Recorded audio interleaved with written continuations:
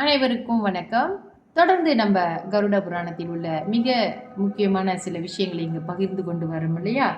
அதன்படி இன்றைக்கு எது எப்படி இருந்தாலும் இறை நம்பிக்கை, நன்னெறி, நற்செயல் இவை எல்லாமே நமக்கு பூர்வ ஜென்மத்தில் செய்த தான தர்மங்கள் இவையெல்லாம் ஒருவனை மகா பாக்கியவன்களாக பிறக்கிறார்கள் என்று கருட புராணத்தில் பகவான் ஸ்ரீமன் நாராயணன் கருடாழ்வாருக்கு சொல்கிறாங்க.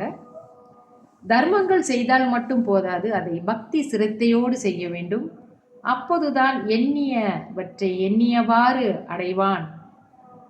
அவன் அரும்பெரும் மோட்ச மடைவான்.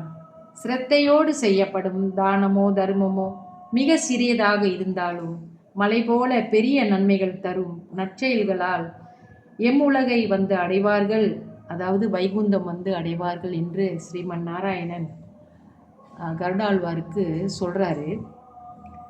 இது எவ்வளோ படிக்கும்போது நம்மளுக்கு எவ்வளோ மனசு சந்தோஷமாக இருக்குது. அப்போ இதையெல்லாம் குழந்தைகளுக்கு நாம் சொல்லி தான் வளர்க்க வேண்டும். இன்னும் அடுத்த பகுதி நாளைக்கு பார்ப்போம். நன்றி, வணக்கம்.